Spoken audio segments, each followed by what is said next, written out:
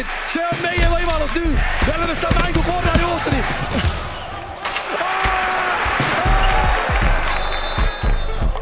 Saadet toetab EpicBet, sinu lemmik kihlveokontor. Kas poleks tore, kui sisse kukuks kõik visked? 5. veerandajal tabab märki iga öeldud sõna. Tere taas, head korvpallisõbrad, suur suvi on käes, aga see ei tähenda, et korvpalliklubid puhata saaks. Seda ilmselt oskab meile, võib-olla mängijad saavad puhata, aga kindlasti mitte klubi nii-öelda kontori pool.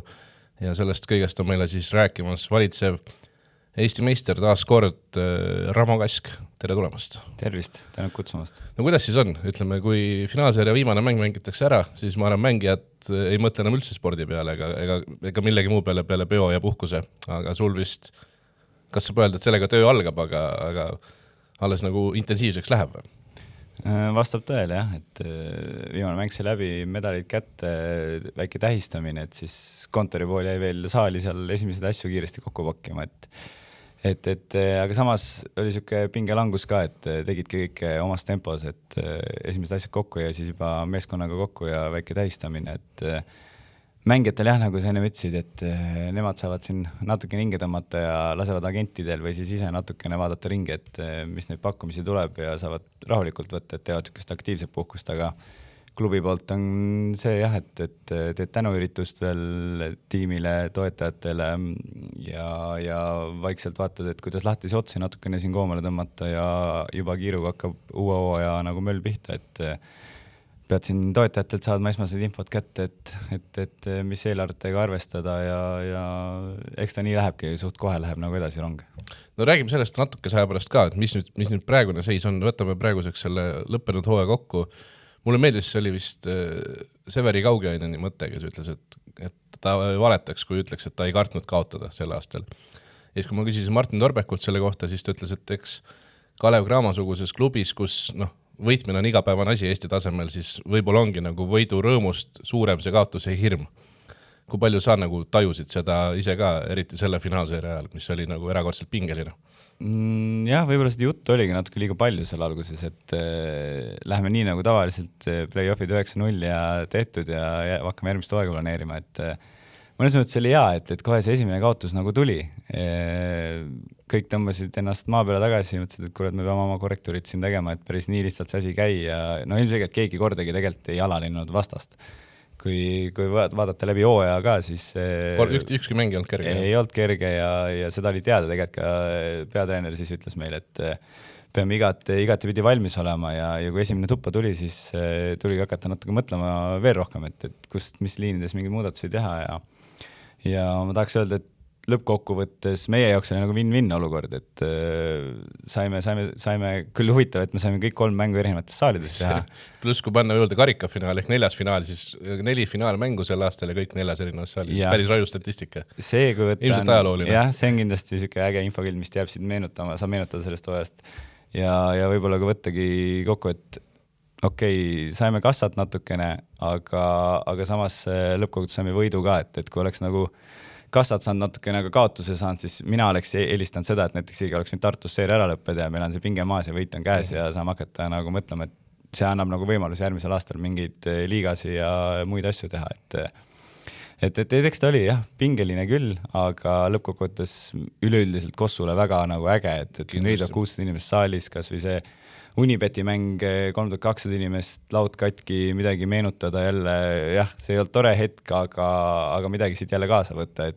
Folkloori sai kõvasti selle finaalseeriaga. Ja, kindlasti, et rahvast palju saalis, pingelised mängud kõik tegelikult oleks see, et üks mäng ühele poole kindlalt, teine teisele, et oli siukest pikka suurt eduseisu ja siis järsku vaat punktis ja et käest ära ei lähe, et ma arvan, et korvpallipublikul oli nagu väga äge seeria ja seda tegelikult kõik ootavadki neid vanu Tallinn-Tartu aegu tagasi. Ma ei ütlegi, et ma olen nagu öelnud tegelikult 2 aastat juba, et me olemegi tegelikult siin seisus, et me olemegi tegelikult võrdsed, kui vaadata seal kas või, ma arvan, netopalkasi mängijate peale, siis ma tahaks öelda, et suhteliselt samas fääringus oleme, et Eestis mõistes siin 50-100 000 tegelikult ei jäta sul platsil siukest suurt vahet ei too sisse, et siis sa väidad, et Tartu ja Tallinn on, Tartu ja Cramo on laias laastus sama nagu mängijate budgetiga. Pigem midagi ikka suht samast sauku, see on nii väike vahe, et see lõpuks ei määra sul tiitlit, et väiksed muud nüansid tulevad mängu, et ja nagu näha oligi 3-2, et lõpuks meil oli võib-olla ka õnne rohkem.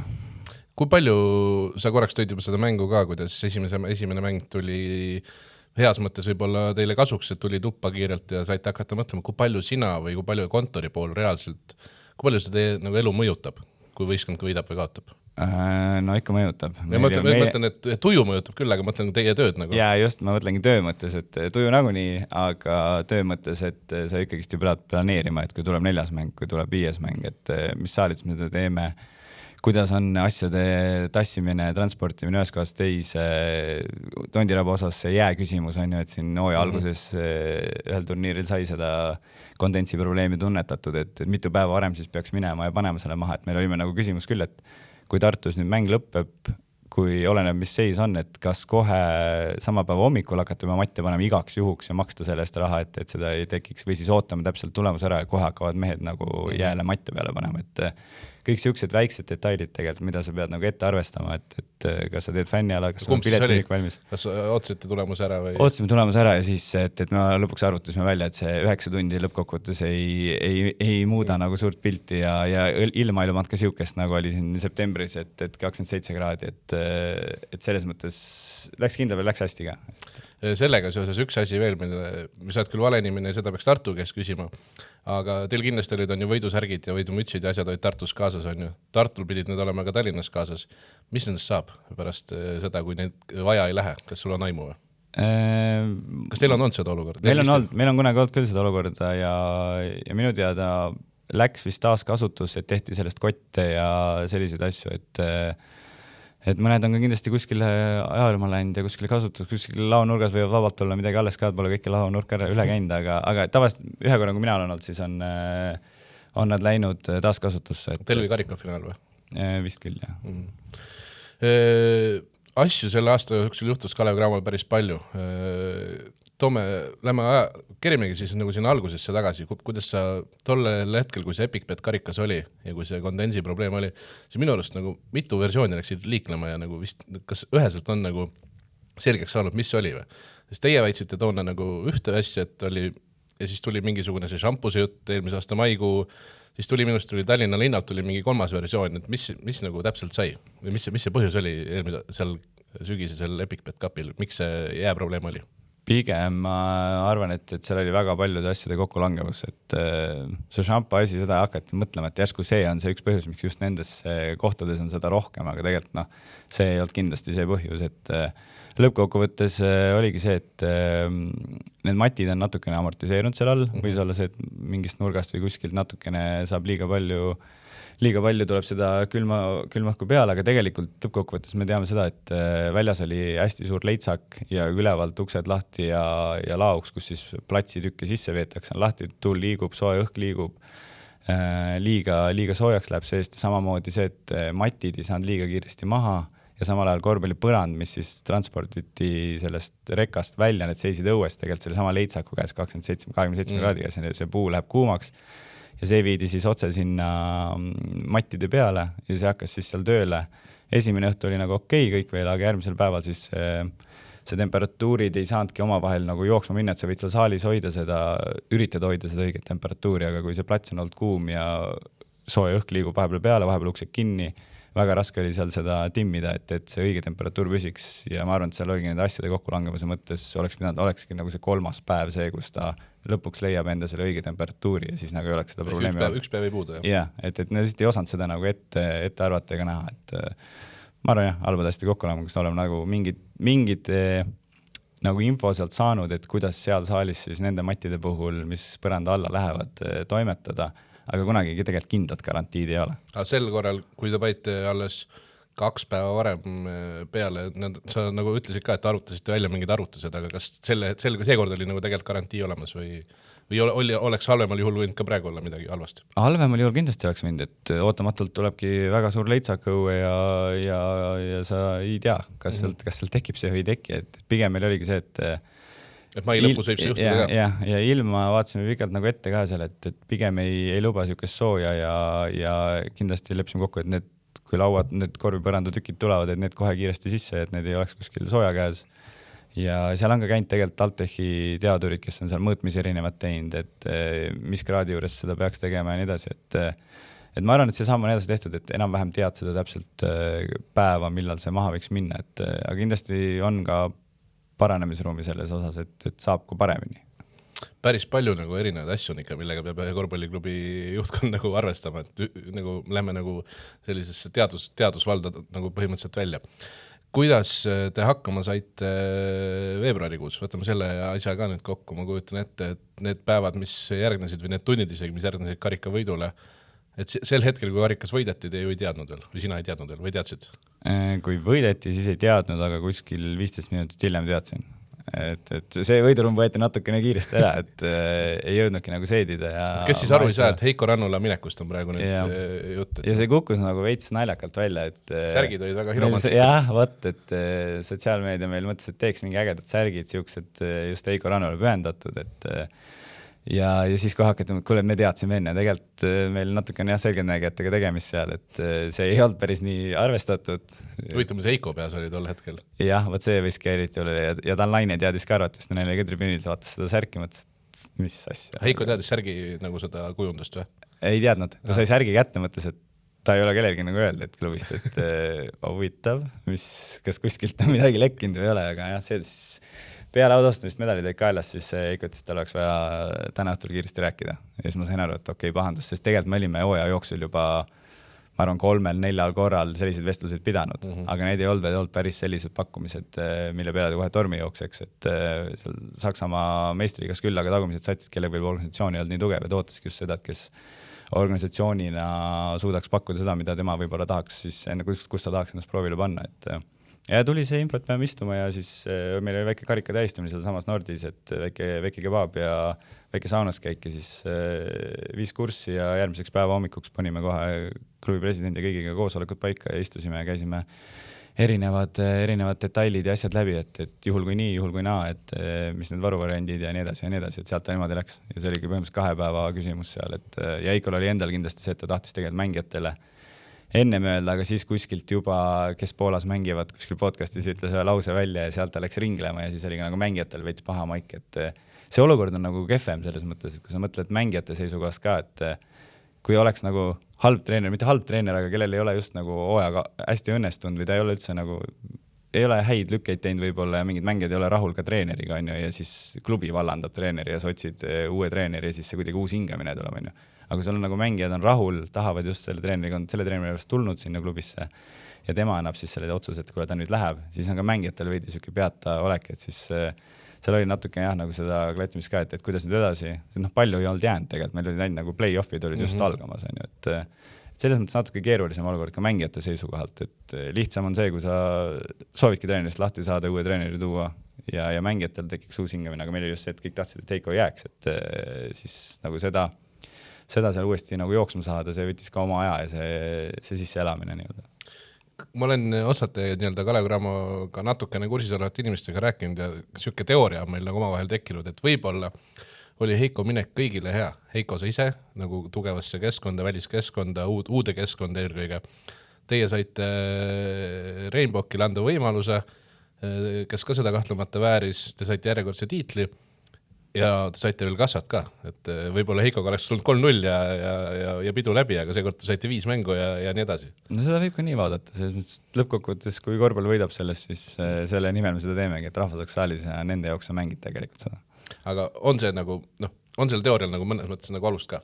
No see ei ole tegelikult niimoodi välja mängitud meie poolt, aga nagu läks nagu... Jah, aga läks nii, nagu ta läks ja lõppkokkuvõttes vaatame tagasi, siis see, mis meil oli nagu püstitatud, oli okei, välja arvatud see Eesti-Läti võib-olla see osa sealt, see natuke jäi natuke kripeldama, aga üldjoontes, mis me hooajal, kus nagu leppisime, siis kas Heikoga või Heikota, siis tema pani selle aluse ja Indrek siis viis selle asja lõpule, et niimoodi kokkuvõttes võib-olla ma ütleks, et läks hästi, ütleme nii, jah. Kuidas siis nagu see reageerimine algas? Leppisite kõik asjad kokku, tegite sauna, järgmine päev olid koosolekud, siis kui kiirelt sai selgeks, et ainus variant jätkamiseks on Indrekuga ja kui kiirelt sai selgeks, et te peate Krissi juurde tooma? See oli järgmisel päeval siis peale seda, kui ma info olin esmase saanud, õhtuks oli enam-vähem selge, et see on nagu kõige loogilisem jätk üldse ja me olime seda tegelikult varem nagu rääkinud ka juba, et mis see plaan B sellisel juhul on, sest me teadsime iga hetk võib see hetk nagu tulla kätte, et Heikol võib see hea pakkumine tulla ja ta läheb, et mis me siis teeme. Ja tegelikult meil oli varem nagu need plaan B-d ja asjad läbi räägitud, et see tundus orgaaniline siuke, sest et nad on nagu pikemalt aega nüüd koos olnud ja Indrekul on suhteliselt sama nagu käekiri, eks tal oma nüansse tahaks ikka siis tuua, aga sa play-offide alguses ei hakka seda tegema, et siin oleks nagu huvitav näha, et kui ta saaks nagu algusest võib-olla ise siis kokku panna ja näha siis, kuidas minema hakkab, ja Krisi osas me ütlesime klubi presidendiga kohe, et anna kohe teada esimese 24 tunni jooksul, et kui sa näed, et sul oleks kohe vaja kedagi kõrvale ka, sest ilmselgelt üksi, paljud Eesti klubid teevad nii, et üksi sa teed videot ja oled peatreener ja valmistad trenni ette ja kõik need asjad. Et kui sul on vaja ikkagi kedagi kõrvale, siis proovi see hästi kähku leida ja ta võttis ühendust oma kauaaegse kamraadiga ja pigem Kris vist nägi ka ikkagist nägi seda võimalust, et tulla sellest rutiinist välja, kus ta on nagu tegelikult pikka aega olnud, et saada suures saalis mängida, saada mingit eurosarja või mängida järgmisel hooajal, temaga tegime nagu 1+1 lepingu kohe ka. Või tegelikult 2 aastas vist, isegi temal ei olnud pluss ühte seal sees. Kris on praegu juba ka lepinguga. Jah, Kris on lepinguga, jah. Et ma arvan, et see oligi see, et sai kiiresti sellele olukorrale reageeritud ja kuna nemad läksid siis koondisesse ära, siis Kris hakkas vaikselt, võttis ilusti, tuli kohale, hakkas ennast tutvustama ja hakkas kohe asjadega pihta, nii nagu oleks olnud juba pikka aega klubis, et läks kuidagi kenasti see üleminek, ütleks, et ei tekkinud mingi suuri dilemmasega probleeme. Aadu Kana ütles ühes podcastis välja, mitte podcastis, see vist oli legendaarse raadios finaalseeria ajal, et rahaprobleemid on, et tahaks küll uut saali, tahaks kõiki asju, aga see oli mai keskel, said alles märtsi palgad makstud. Et kuidas hooaja lõpp, selline minust ütles niimoodi, kuidas see hooaja lõpu see majanduslik osa oli ja kas tänaseks on sabad tagant ära? No Aadul natuke oli seal faktivigu ka ikkagist. Oled kuulnud seda? Ja ma kuulasin järgi just seda katkendist. Ma küsisin ka talt, et kuule, mis sa räägid siin, et päris nii ju ei ole. Ei, ma ei öelnud midagi sellist, aga ütles. Aga see selleks. Ei, seal oli ikka ja meil oli seal siuke poole kuu või kuuajaline viivitus sees kogu aeg, et eks sa pead siin otsuseid kogu aeg tegema, et kas sa maksad maksuametile suure summa ära või sa maksad palgad ära ja siis tahad, et sul see ajatatud graafik nagu ilusti edasi läheks, siis sa teed maksud ära ja siis üritad leida kuskilt seda, et saaks nüüd mängijad ka veel teha, et sealt mingi hetk lõi siukse kuuajalise luukurku natukene ja siis mõtlesime ja nuputasime seal ja siis saime kuidagi ikkagist nagu 6 aja viite kogu aeg neid asju tehtud ja siin ongi siuke tahaks öelda 5. juuni summad on veel paljudel mängijatel nagu üleval, et sellega siin praegu tegeleme. Ühesõnaga, see on ikkagi karm maailm, kus me täna oleme nagu spordivaldkonnas eriti. Kui sa proovid seda nagu põhjendada või mõtestada lahti, siis üks väga selge põhjus on ju see, et ongi majanduslikult kõigil raske. Mitte ainult klubidel, vaid ka kõigil organisatsioonidel spordist väljaspool ja inimestel üldse, kas on mingi lahendus olemas, kas sa oled nagu proovinud selle peale mõelda? Et nagu ühest küljest on kõik populaarne, saalid on täis, mitte ainult spordis, vaid 70-eurosed rahamapiletid lähevad nagu minutitega. Just kui on hästi, samas ei ole ka. Ja, no ma ütleks ka, et praegu nagu kõikidel klubidel on keeruline, et tahaks öelda küll, et ülikool oli natukene lihtsam, võib-olla natuke lihtsam ongi, aga nendega rääkides ka samamoodi ikka pead mõtlema, et kus see samm nüüd nagu edasi siit tuleb, et proovidki sammud minna iga aastaga natukenegi kasvatada seda, et mis meil nagu see mure on olnud, et me olemegi siin 15 aastat nagu paigalt ammunud, et kogu aeg üritad seda sama asja kokku saada, aga kust nagu sellest paisust üle saaks, et saaks nüüd seda sammu edasi teha, et see on nagu pigem mure olnud ja nüüd viimased, ütleme siis 4-5 aastat, ega see ei ole ju midagi muutnud otseselt. Tuli koroona, COVID, sõda, kõik need asjad, et kõik need mõjutavad ka meid ja lisaks erinevad maksud, mis siin on nagu tõusnud ja siin suve keskel tõusevad veel, et see inflatsioon ja maksud teevad nagu oma osa ja tegelikult see eelarve, sa võid summaliselt kokku ajada sama, aga tegelikult inflatsiooni mõistes ja nii edasi, seal langeb see tegelikult. Ja samamoodi elatustase tõuseb, mängijad soovivad rohkem palka, tahad järgmine aeg tulla, pead 10-20% kuskilt juurde leidma, et mängija jääks. Et jah, kui sa küsisid, et mis see lahendus on, kas me näeme, ei otseselt nagu ei ole nagu võtta kohe taskust, et siin on see lahendus, on ju, et kuidagi jõuda nende ettevõteteni, kellel on praeguses siis olukorras nagu okei see seis on ju, et ta saaks siia panustada, et me oleme nagu väga tänulikud kõikidele eratoetajatele ja linnale ja nendele inimestele, kes saalis käivad, et ka see piletimüügist tuleks nagu suurem tulu meile, et eks ma olen teinud siin Infopangaga, kes on jaokoostööpartner, proovime jõuda nende ettevõteteni, kes võib-olla ei ole üldse spordis olnud, et kuidagigi selgeks teha, et ka saalis korvpall on see, mis võib teie ettevõttele nagu väga palju kasu teha, et me nagu ei kutsu neid toetajaks sponsoriteks, me kutsume neid partneriteks, et läbi selle, mis viimasel ajal nagu populaarsemaks saanud, et sa panedki võib-olla pileteid hoopis rohkem ja saavad tulla siis ettevõtte töötajad ise või nad saavad teha erinevaid kliendiüritusi, saavad tulla saali ennast välja elada, karjuda kaasa emotsiooni sealt, et see on läinud nagu paremini tegelikult jooksma ja proovime ka võib-olla vahepeal selliselt seda maha müüa, et paljudel enam see, et kuskil logo jookseb, see ei ole nagu esmatähtis, et ei jää ka võib-olla silma paljude. Ma tahtsin ka küsida selle kohta, et kui sul on püksi siin kõige alumise riba peal on, ma ei tea, mingisugune logo, ma ei hakka isegi näidet tooma, et kui palju see reaalne tulu on tegelikult sellele sponsorile?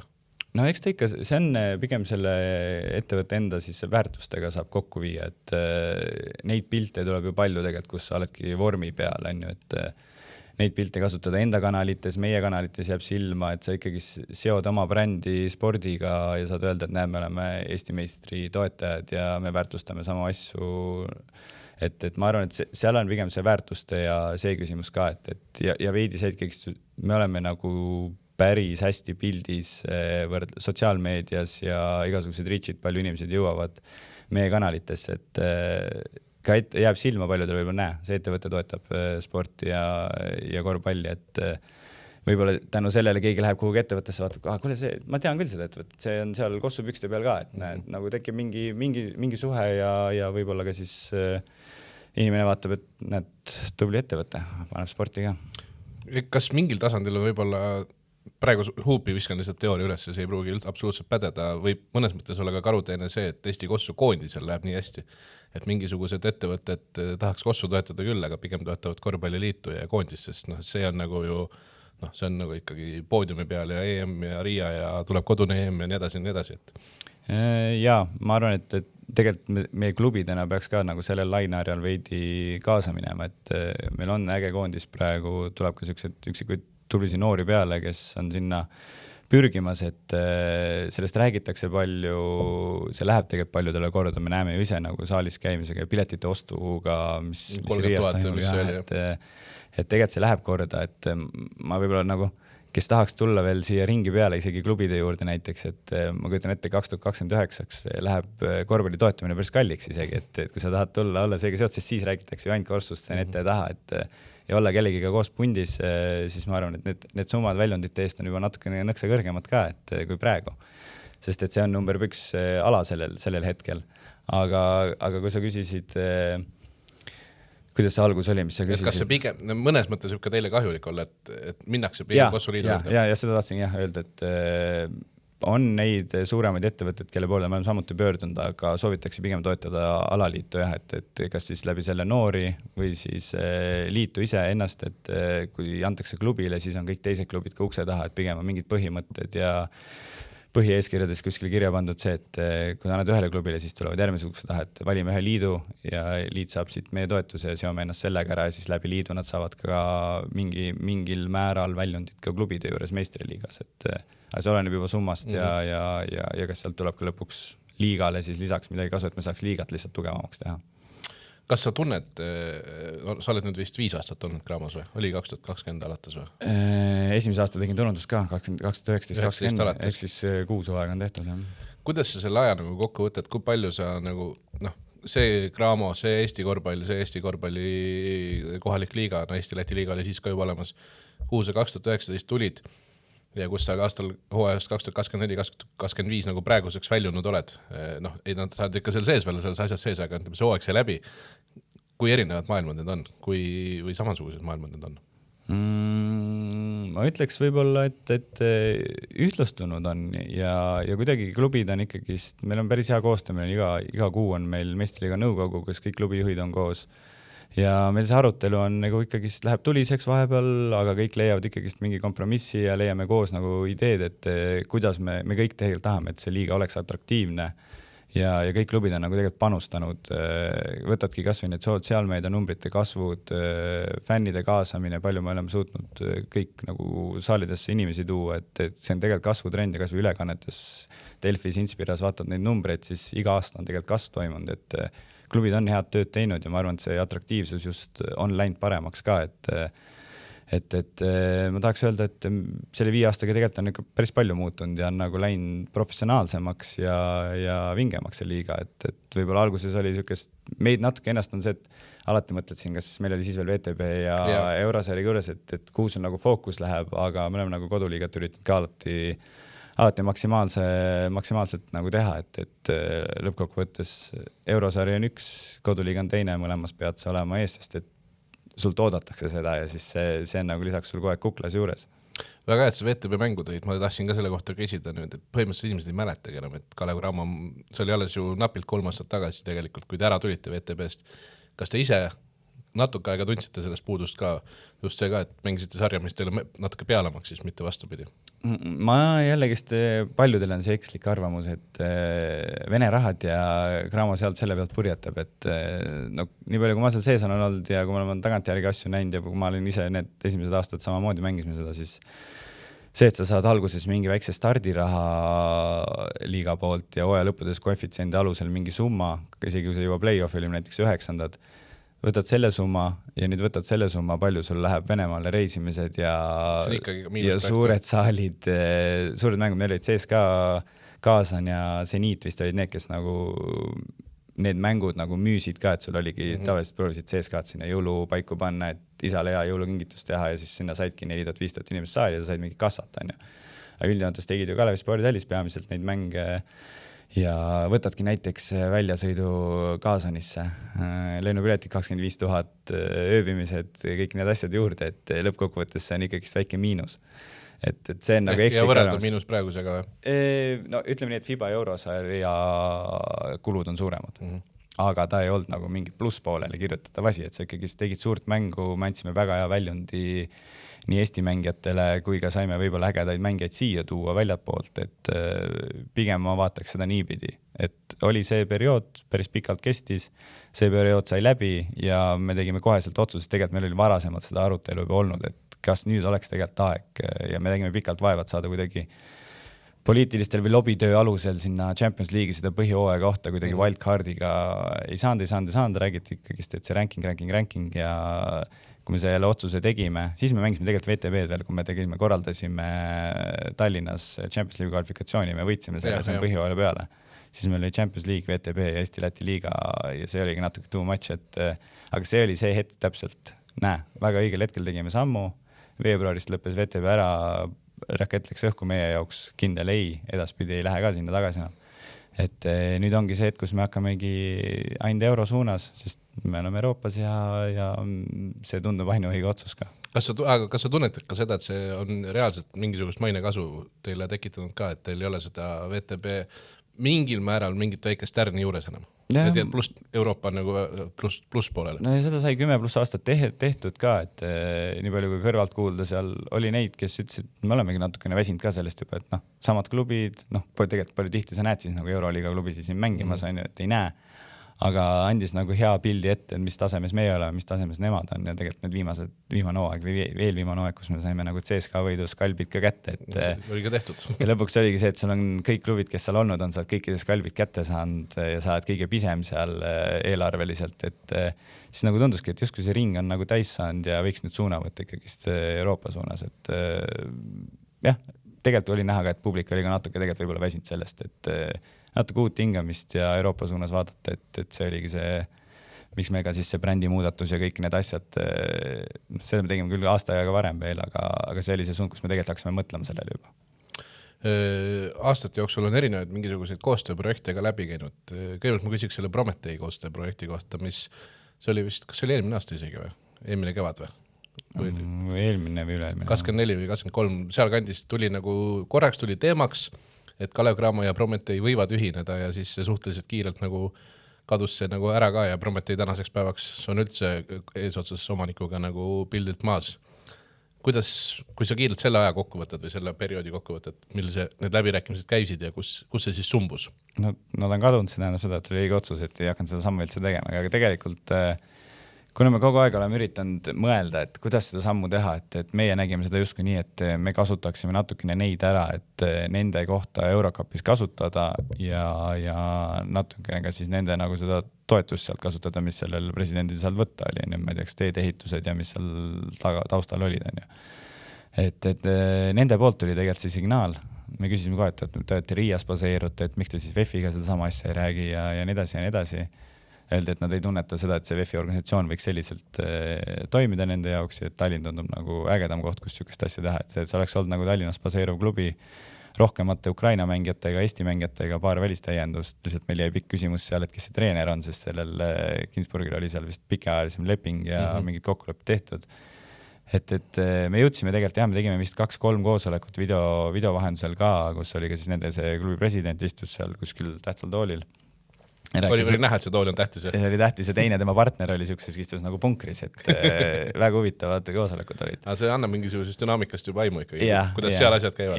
Ja meil olid need arutelud küll ja ega me ei olnud see, et davai, te panete lauale see üks summa, me paneme siitpoolt selle summa ja nüüd lähme ja teeme.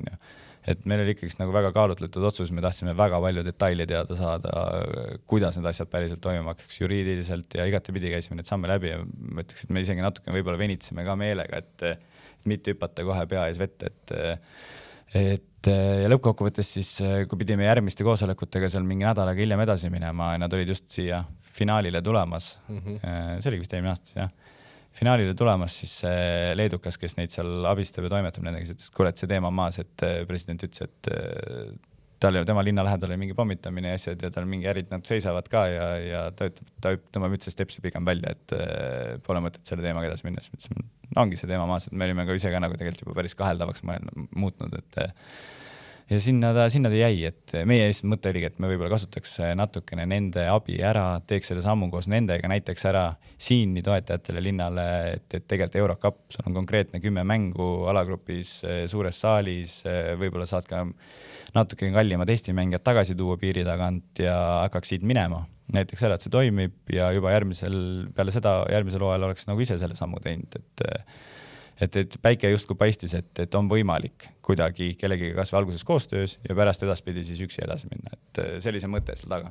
Kas mingid jutud on olnud, et mingite mängijatega olite juba nagu mingid esmased vestlused pidanud ka, kas need vastavad teele, et olid mingisugused potentsiaalsed tulekud olid nagu juba kokku lepitud? Mitte nagu, et keegi juba lennuki peal oleks, aga pigem siuke kombati piire jah, et juhul kui, mis sina arvad, juhul kui Kalev Cramo mängiks Eurocupis niimoodi see treener versku, et mis sa arvad, kas sa tuleksid ja eelarve oleks klubil selline, ilmselgelt palganumber oleks ka siis nagu enam-vähem okei. Võib-olla mitte rohkem kui see, kus ta mängib praegu on ju väljas kuskil, aga et saad kodus ja saad kodupubliku ees siukest mängu mängida, mida pole siin nagu ammu tehtud on ju. Et kombati piire ja pigem oli nagu suhtlusele okei öelda, et kui siuke asi toimuks siin kindlasti kaaluks väga tõsiselt nagu, et tuleku peale. Et neid jutte oli küll jah. Ja palju peale potentsiaalselt oleks siis praegu umbes miljoni suurune eelarve kasvanud? Me ütlesime nii, et seal miinimum 2,5, aga nendega koos kokkuleppel, nad olid mänginud seda juba 2 aastat vist. Ütlesid 2,5 pole mõtet üldse minna. Et miinimum 3,5, et üldsegist mõelda selle play-offi piiri peale. Ja nende eesmärk tegelikult oli kogu aeg, et me tahame võita seda, et minna Euroliigasse. Siis meil oli see, et kui teil on siuke eesmärk, meiega te ei saa sinna seda eesmärk, et meiega koos me suudaksime praegu seda kohta säilitada, mis teil on Eurocupis ja eelarve võiks olla see 3,5 ja sellega juba saaks mängida võib-olla play-off piiri peal võib-olla enamatki, et sellised need arutelud olid. Kuidas tänaseks selle Prometee meestel üldse läheb, kas tean õigesti, et see omanik on äkki vangis või? Ei oska üldse öelda, jah. Ma tean, et mingi hetk oli ka, et keegi FIBA, seal FBI otsib usast taga mingi maksupetust asjadest, aga eks me seda tausta kõik uurisime ka ja siis eks me koosolekul küsisime ka, et mis need asjad need täpsemalt on ja siis seal natuke oli näha, et nagu natuke tõmmati tagasi, et ei, see ei ole midagi, see on kunagi ammune asi, aga ei, täpselt ei tea, mängijate poolelt ma ei tea, kes seal VEF-is ju mängisid, kes kuhu liikumas on, seda ma ei tea ja klubi presidentide ja nende osas ka ei tea, et Leedu kutti ma tean nii palju, et meil on vaheldussuhete tegeleb ka agenditöö ja laagrite korraldamise ja turniiride korraldamise, kes ta on ikkagi vahepeal uurinud, et kuidas ja mis me teeme. Prometee muidu nagu oli nagu normaalne sats või ütleme asjaajamiselt ja kõigelt sellelt ka, kui nad siin Eestis-Lätis toimetasid? Jaa, pigem seda tausta uurisime Läti poolelt ka, et kõik on makstud, korterid makstud, hotellid makstud, mängude saalide ees kõik on makstud, et seal ei olnud probleeme, jah. Seda taustauuringut tegime ka. Ja see selle aastane kuulujutt umbes samal perioodil, siis aasta hiljem on see Eesti ja Soome projekt, Tallinna ja Helsingi projekt, et kui tõsine asi nagu see on olnud või see on pigem olnud selline, et äge oleks seda nagu teha või mõelda selle peale? No pigem see teine pool, et äge oleks võib-olla teha mõelda, et lihtsalt seal endal tekkis meil see natukene see identiteedi küsimus, et jällegist, nagu enne ütlesin, jällegi selle Prometee osas, et teha seda sammu nagu edasi, proovida kellegiga koos teha, see asi käima saada ja siis proovida nagu ise edasi minna, et see on see taustal taga. Siin on olnud jutuajamised, aga tegelikult ka Soome pool väga palju kursis veel ei ole, et meie siin seda juttu nagu räägime, et ideeliselt oleks olnud Tallinn-Helsingi nagu linnade vaheline koostöö asi, et Helsingi toetab sealt seda linna, Tallinn toetab siit meie klubi ja me paneme kokku, mängime mingid Eurocupi mängud Hartwallil ja mingid mängud siin suures saalis, paneme Tallinka laevad liikuma, siit sõidab eestlasi sinna tund 30 kiirem kui Tartusse sõita ja saad soomlased siia ka, et Soome mängijaid klubis rohkem, Eesti mängijaid ja paar välistäiendust ja see idee seal oli, aga no samamoodi sai uuritud seda, et tegelikult Seagulls juba kuulus sellel hetkel Basketball Holding Company alla, mis on siis Wolvesi ja nendega koos ja Wolves pani juba pillid kotti ja sealt hüppati ka Seagullsi tagant ära, et ma nüüd eelmine nädal oli seis, et kas Seagulls üldse jätkab tegevust või ei jätka, et võib-olla oleks hea hetk pakkuda, et kuule, aga teeme koos, et noh, need arutelud on olnud, me oleme üritanud leida uusi selliseid mõtteid, kuidas võib-olla seda asja turgutada.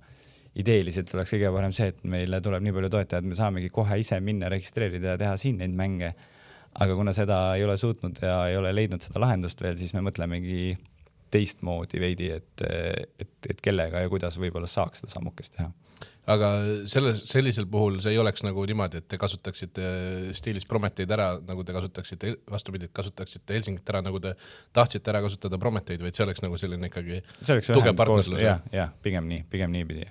Mis see, ütleme, teoorias, mis sa arvad, kuidas Eesti avalikkus seda vastu võtaks, kas te olete selle peale ka mõelnud, et kuidas seda nagu söödavaks teha? Ja no pigem ma alguses ütlesingi, et see identiteedi küsimus ja kõik see asi, et see on see teine pool sellest, et juhul kui oleks üldse mingi arutelu hakanud tekkima, et kas siuke asi oleks võimalik, siis oleks hakanud ka natuke võib-olla teistmoodi vaatama neid teisi nurki, et palju siin neid miinuseid ja plusse siis nagu kokku jookseb, et kuhu see kaalukaust läheb, et kui see on hästi kommunikeeritud ja lõpuks tulebki siia neid Eurocupi mänge ja tuleb ka meile kassat läbi rohkemate soomlaste siia sõitmiste asjadega, siis see annab selle aluse, et me suudame koguda sellise summa ja näidata, et see asi toimib, et siis lõpuks tehagi üksi seda, aga see ei peakski olema lõppkohtus, et me kohe teeks seda üksi, võib-olla see on mingi 2-3 aastat teeks sellist asja, asi hakkab tööle, klubi on tekitanud endale siukse väärtuse ja siit saaks nagu edasi minna, et tuleb lihtsalt mõelda kõikidele võimalike võimalustele. On mingisuguseid selliseid vähem või rohkem absurdseid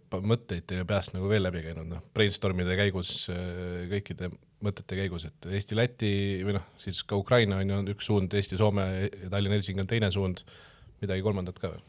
Ei, päris liiguljuks ei ole läinud, ma olen pigem mõelnud, et järsku leiaks ka võib-olla mingi välisinvestori, aga tundub, et see on päris õhkõrn piir siuke, et Wolvesi taga vist oli ka nii-öelda Dubai Sheikh või keegi, aga et üks hetk ütleb, et mul ei ole seda vaja ja siis paned uksed kinni, et pigem üritame leida nagu häid ja kindlaid koostööpartnereid või toetajaid partnerid, kes siis nagu pikemaajaliselt näevad seda pilti ja miks ka meie siis siin nagu praegu mõtleme väikest struktuurimuudatust võib-olla klubi siseselt, et väikest Kalev Cramo 2.0 teha, et organisatsiooni natukene tugevamaks hoida neid inimesi, kes meil on ja võib-olla ka lisainimesed leida, et võib-olla kannatab natukene saavutuspool siin aastakese või nii, aga samas me üritame organisatsioonina teha nagu sammu edasi, et siis paari aasta pärast juba saab öelda, et klubil on väärtus, meil on investorid taga ja saaks minna heade plaanidega peale, et see on kõik idee praegu, mida me üritame nagu mida me üritame siin oma arengusuundades ja asjades läbi suruda ja kokku plaanid siis nagu kirjutada, et see on niisugune pikem eesmärk, jah.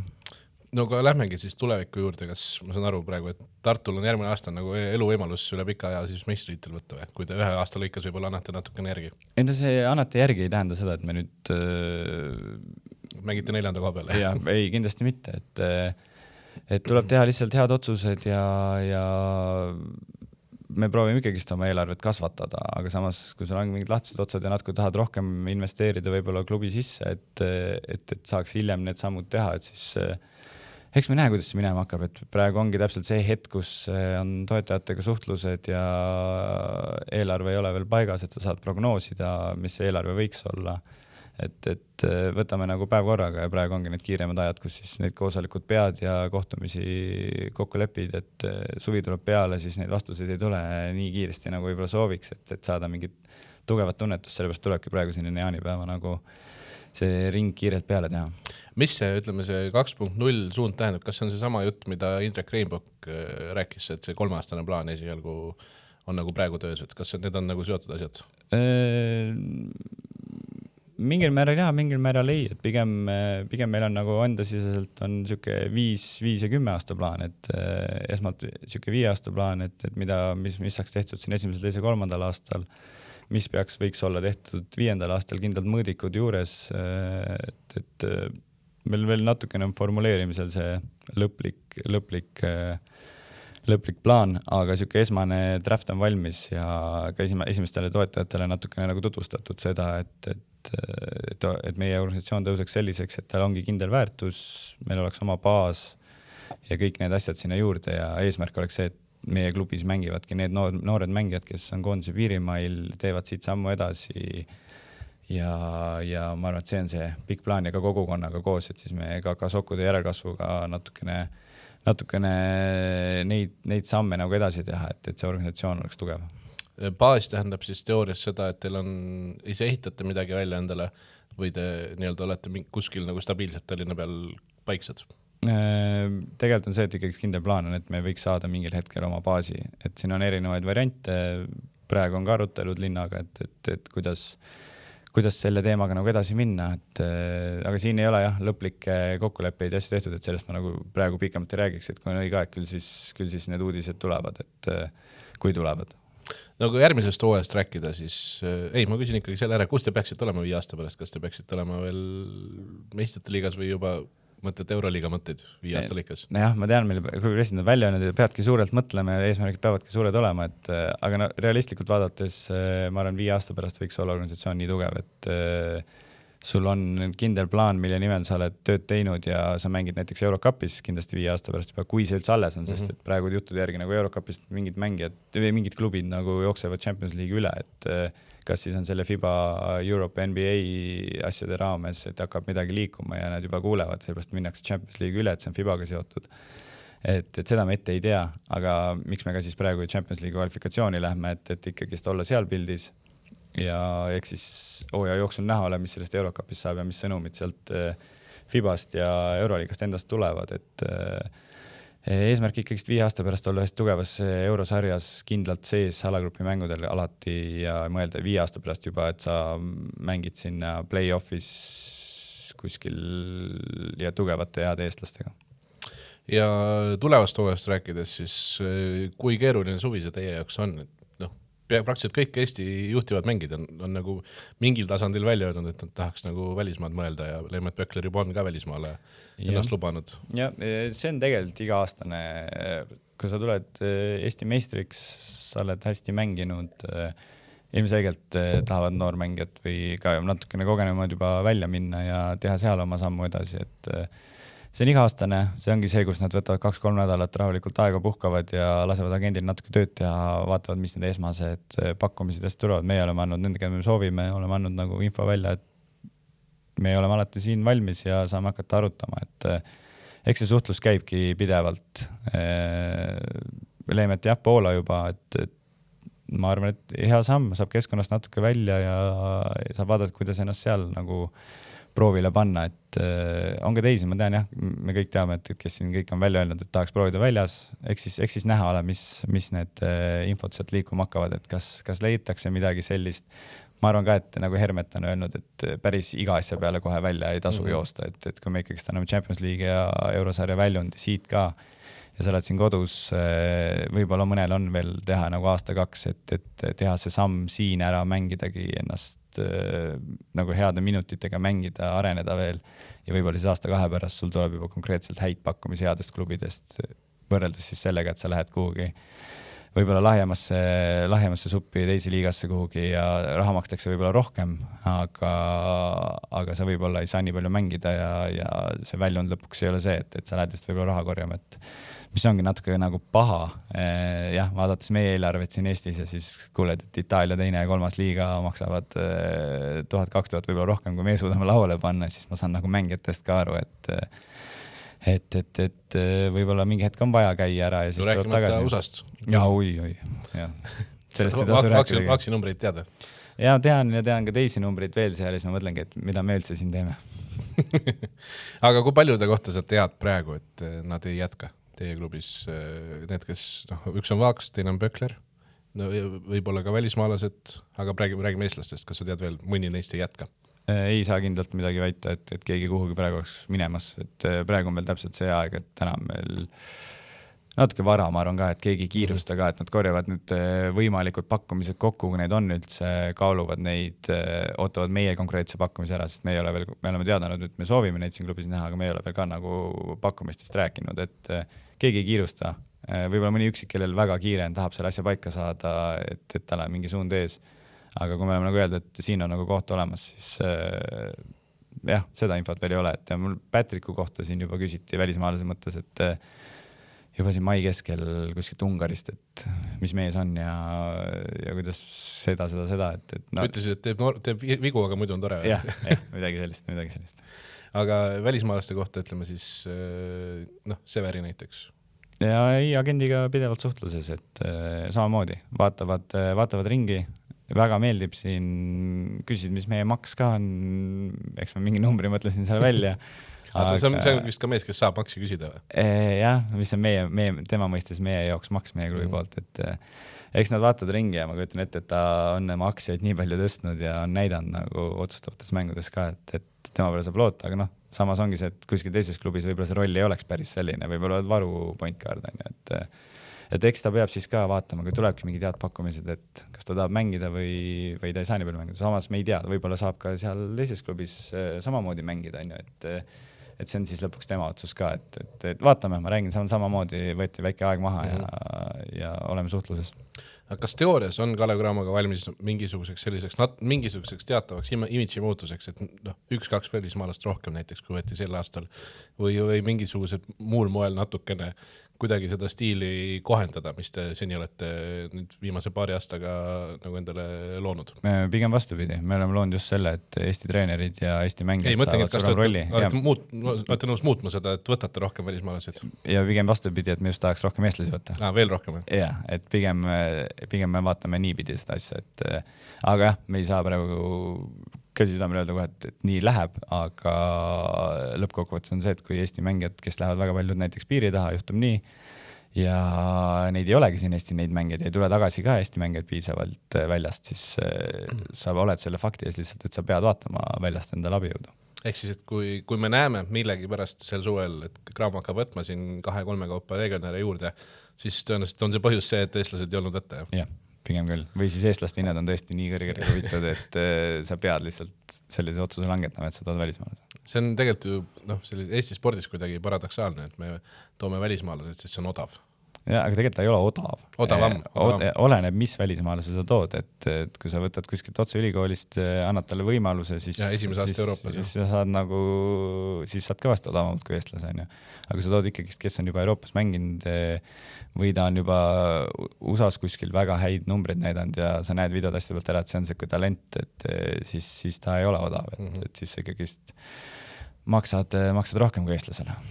Natukene seda Eesti korvpalli asja siia lõpetuseks üldiselt ajada ka, siis kuidas sa nagu vaatad, et kui õhukesel jääl meie klubid kõnnivad, et see on, natuke kurb on jälgida seda, kuidas ühe mehe õlul on mitmed Eesti korvpalliklubid, on ju, et Raplal on Jaak Karp nagu tahab juhet välja seinast tõmmata, aga keegi ei tule asemel, et peab isegi avaliku konkurssi tegema, on ju. John nüüd on jälle nagu tundub, et energiast pulbitseb, aga 6 aega tagasi tundus, et seal võib ka niisugused ohumärgid on üleval, et kuidas sa seda kõike nagu vaatad ja kuidas, jah. No ei, see on keeruline.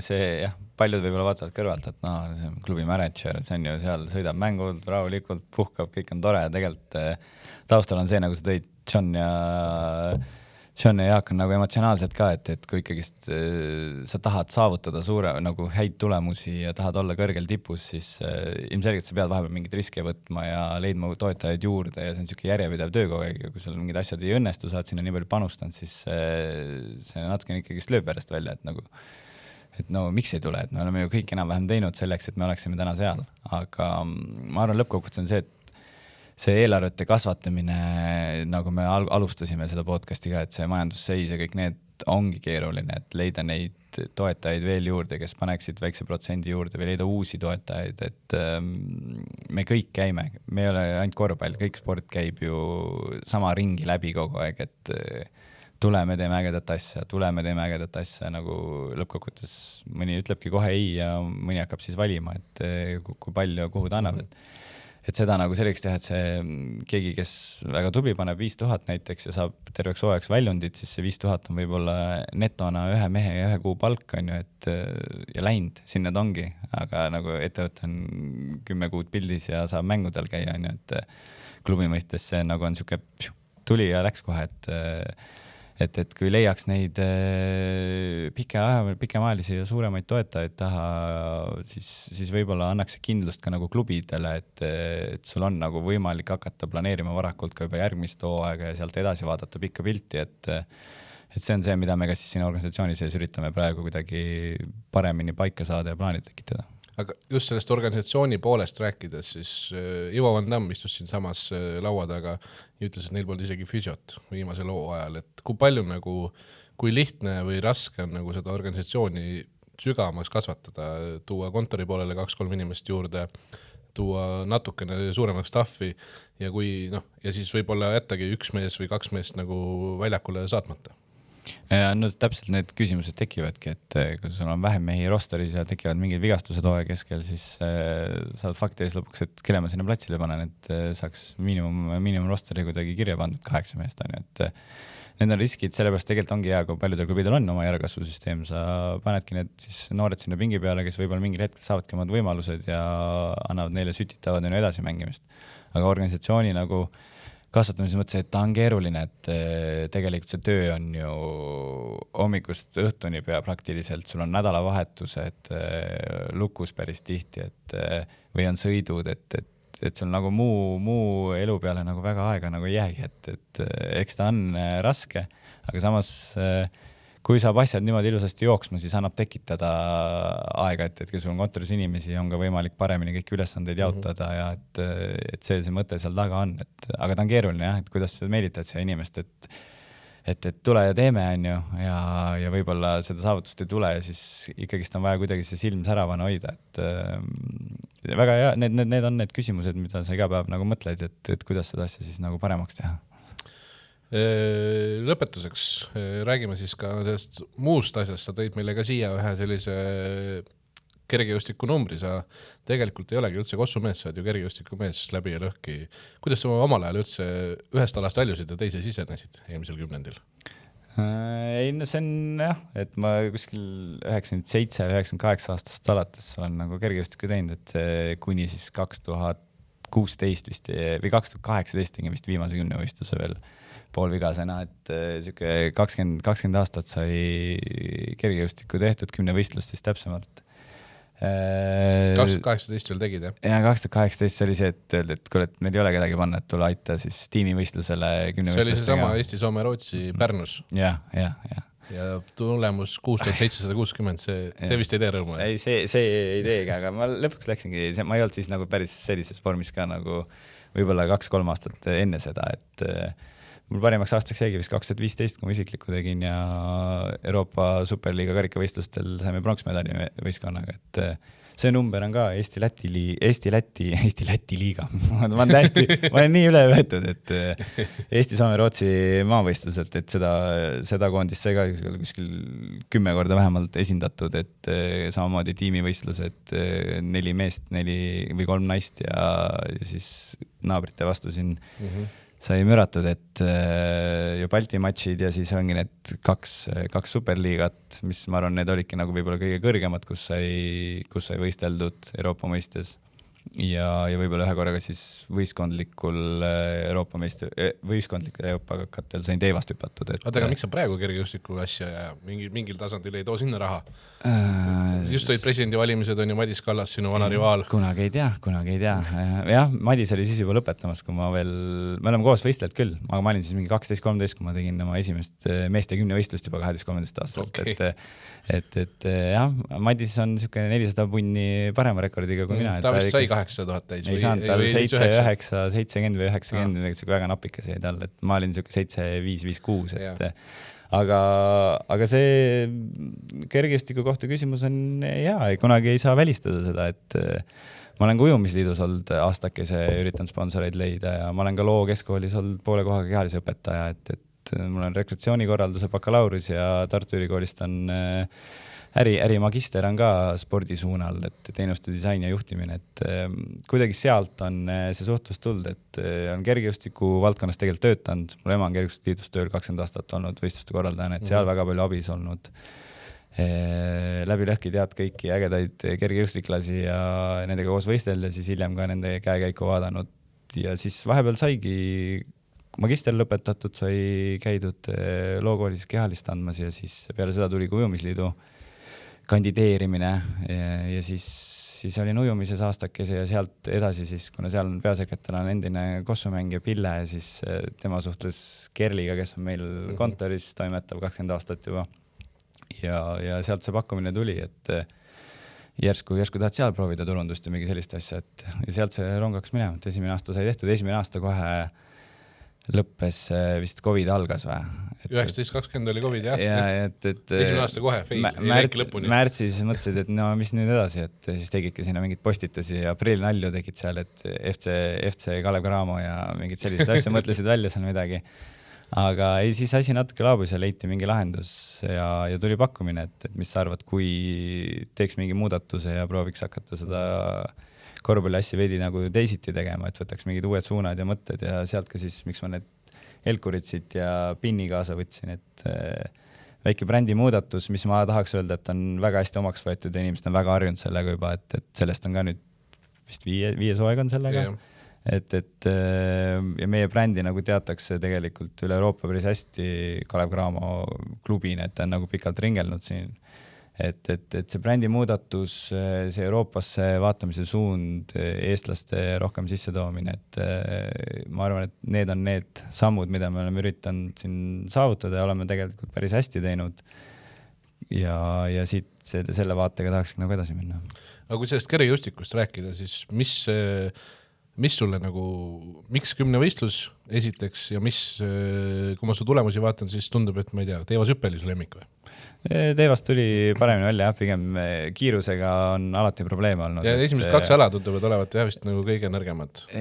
Et kiirusega oli natuke probleem, et pigem hüppeteited ja need olid siuksed, väiksest peale tegelikult mänginud võrkpalli, korvpalli, teinud multisporti, et ja siis erinevad alad tulid ka siis paremini välja, tavaliselt öeldakse, et mitmevõistlejaks läheb see, kellel võib-olla üks asi nii hästi välja tule, aga suudab erinevaid alasi enam-vähemalt okeilt teha, siis teedki mitmevõistlust ja see on niisugune Eesti niisugune tugev kultuur ja traditsioon, et Eestis ma olen maasool. Jah, et mul on siin Eestikatelt küll hõbedaid ja pronkse ja Teevashüppes on hõbedaid ja noorteklassidest on kuldasid, et selle tulemusega ma oleks võib-olla Austrias seal 2-3 või kuskil teises riigis, aga Eestis 7500-ga sa oled seal teises ešelonis, et mingi hetk paistiski, et põlved ei pea enam nii hästi, et ei paista see vist, et 8000 oli küll siuke piir, mis mõtlesid, et tahaks teha, et siis oled nagu 10 võistleja, et mingi hetk pidin lihtsalt tõe laua andma, isiklikud vist annavad napilt peaaegu Ei anna 8, kusjuures. mingi 7-9. Ma olin täna kokku, ma olin tund aega enne podcasti, ma mõtlesin, ma võtan su tulemused välja ja löön su isiklike rekordite graafiku kokku. Võib-olla muidugi mingid asjad seal puudu ka. Seal on midagi asjad on valed, ma tean, et mingi no okei, teeme läbi siis, 100 meetrit 11.23 on siin kirjas, on õige, kaugushüppe 7.05, kuulitõuge 13.50, kõrgushüppe 1.95, 97, okei, siit saab pärast 2 see oli vist 18 aastalt või 19 aastalt juba, mingid tulemused tulid mul väga varakult päris hästi ja see tunduski, et kurat, siit võib veel asja saada. Siin pärast paneme 2 sentimeetrit juurde, ma ütlen sulle selle tulemuse ära. 400 meetrit 50-63, see on selline Maicel Uibo tasemel jooksu põhimõtteliselt. Ja seal mõned ongi siuksed alad, kus jäi natukene nagu vajaka, et kõrguses 2 meetrit, teibas 5 meetrit, kauguses okei, sain kätte seal alla 400, alla 50, mingid siuksed asjad. 110 tõkket said alla 15, 14.96. Ketas 44.29. Siin oleks taht 45 saada kindlasti. Teivas siis 4.95, eks ole, nagu sa ütlesid juba, odav ise 60.22. 61.10 tegelikult. Okei, siit saame meetri juurde panna. Ja 1500, 4.33, 88. Ja paku palju kokku on siis nende numbrite järgi? Nende numbrite järgi ma arvan mingi 7, 8, 90 või 7, 9 algus. 7, 8, 3, 9. 7, 8, 3, 9. No siis ta tulebki 7, 8 lõppu, ma arvan. Nii, paneme siis kõrgushüppele, paneme 9,97 on ju. 18 punkti ja sealt tuleb meetrike. See tuleb 7, 8, mingi 60. Oota, mis veel oli? Odas oli 61,10. Jah, ma arvan, 7, 8, 60, 70 midagi sukest. 7, 8, 70, jah. Mul punktid hästi teada, ma tean oma sõprade kõikide neid rekordeid hästi peast ja tulemusi, et millega pärast need on jäänud siia mälu soppi sisse. Mis su eluvõistlus oli siis? Oligi see isikliku tegemine või ma arvan, et isikliku tegemine, kus oligi kõrguse tulemusi 1,86 ja mingid alad, mis läksid nagu nahka, aga tegelikult oleks natukene paremini kokku pannud, olekski juba seal 7 vast kokku saanud, et ma arvan, jah, see isikliku tegemine ja võib-olla mulle ise tooks välja selle 2015 Aubanjes, seal vist oli 7400 midagi ja me saime selle tiimiga 3. koha nii-öelda superliigas, et ma arvan, need on siuksed, mis 2 välja tuua, et ma ise arvan, et ma jäin natuke liiga kaua ühe treeneri alla, et ma olin seal mingi 16-17 aastat. Mis kelle all sa tegid? Ma alustasin üldse pisikesena, alustasin Andres Vakraga Tallinna Kalevi alt, aga kuna mul vanemad on kergestiku teinud ja vend oli siis juba teises klubis ja see oli isa kunagine treeningpartner Holger Peel, siis läksin Leksi klubisse, kus me Juhan Kilumetsa ja nendega koos haksime kuskil 8 aastaselt tegema, ja seal ma tegin kuni 2012, kuni ma vahetasin, läksin Uko Linnasega alla, et siis tuli ka natuke kiiruslikud omadused läksid paremaks ja et oleks pidanud võib-olla natukene varem mingit muudatust tegema, aga ma olengi siuke, et jääd paikseks pikaks ajaks ühele kohale, üritad seal seda teha, et noh, jah. Ma arvan, et lõppkokkuvõttes ei lõpetanud seda nii, et et ma omal ajal ikka ma oleks pidanud ikka nii või nii tegema, et sain nagu kohe rahu tehtud, et tervisele mõeldes ja mõeldes, et lõpuks peab eluga nagu ka pihta hakkama, et samal ajal ülikooli tehes ma nagu tippsporti ei teinudki, et see oli nagu tegin tublisti sporti ja samal ajal õppisin ja üritasin mingit tööasju teha kõrval, et ei olnud võimalik pühenduda puhtalt spordile. Kui palju sa, ütleme, oleksid sa nendest tingimustest, nagu tänapäeva noored saavad varakult, ma ei tea, USA-sse näiteks minna ülikooli, oleksid sa siis nagu selle valiku teinud või kui oleks siuke uks olnud? Ma arvan küll, oleks kaalunud. Minu ajal pigem väga vähesed olidki Margus Unt, Marek Niit, Leibak ja nemad käisid juuniorid võtsid tiitlikaid medaleid. Aga Unt ja Niit olid see aeg ja siis tuli seal Victoria Leks, kes kõrgust hüppas ja mõningad üksikud veel. Noh, enne seda olid jah, Voll ja Tammert ja need olid kunagi käinud, aga see ei olnud selle süsteemi raames, see oli nagu kuidagi teistes liinides. Et jah, ma arvan, et see suurem tung siin hakkaski seal 2014, 15, 16, 17 ja et ma olin nagu lõpetamas juba seda, et vanus oli piisavalt juba ka, et ma arvan, et kui oleks olnud varakult see variant, siis kindlasti oleks kaalunud, jah. Kui ma vaatan su neid superliiga võistkondi, sa said noore Janeka Iglasega koos võistelda, nagu sa ütlesid, sul Holger Peel oli pikaaegne treener, kes praegu juhendab Johannes Ermein, et kuidas sa seda praegust 10 võistlejate värki vaatad ja kui sa ise ka noore Iglasega koos võistlesid, oli 2014 oli näha, et sealt tuleb või? Ja, ma arvan, et see oli vist 2013 Eestis on Rootsiga, kui me Tamperes võistlesime esimest korda koos, ta tegi seal juba 7815 ja ta oli tulnud tegelikult kolmikhüppe ja odaviske pealt ainult ja oli hakanud siis vaikselt mingi 2 aastat alles mitmevõistlust teinud midagi, TV10 see nii kunagi ikka, aga ta oli nagu vahepeal spetsialiseerus teistele aladele.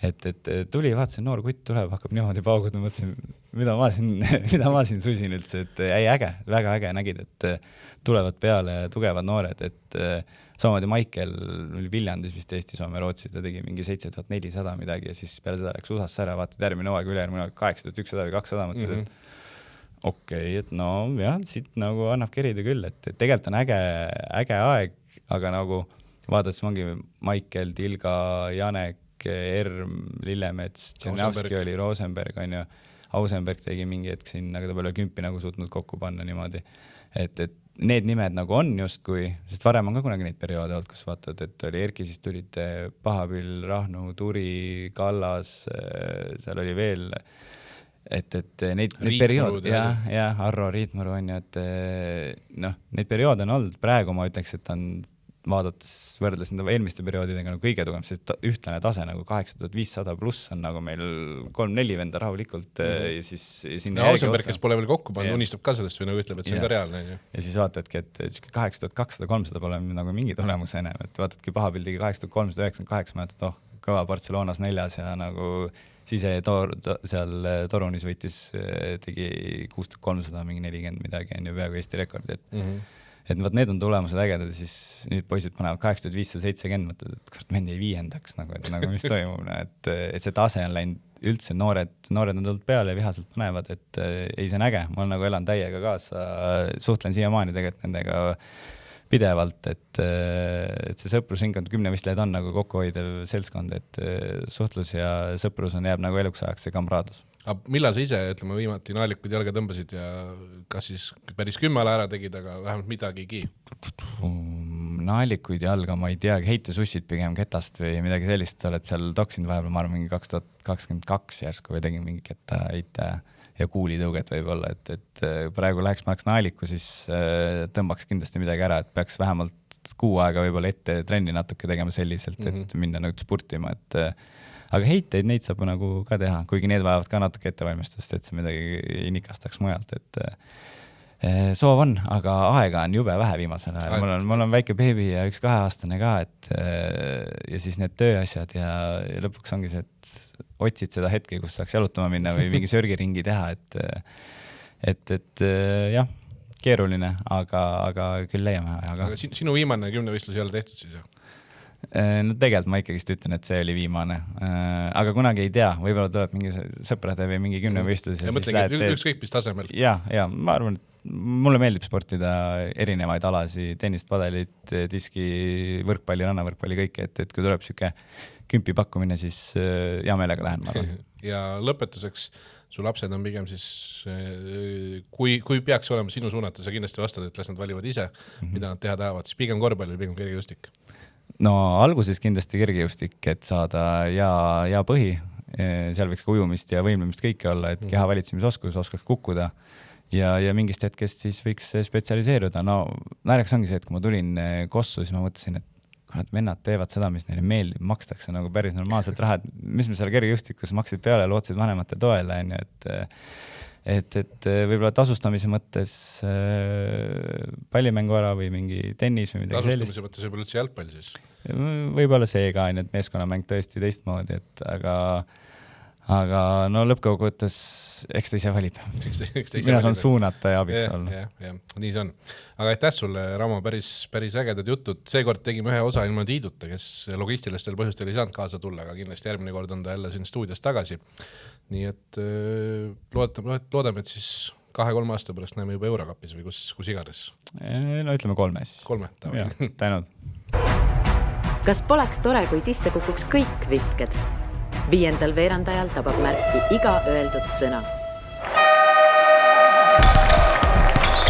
Rünnaku lõpuni on 10 sekundit. See on meie võimalus nüüd. Me oleme seda mängu korra juhtuni.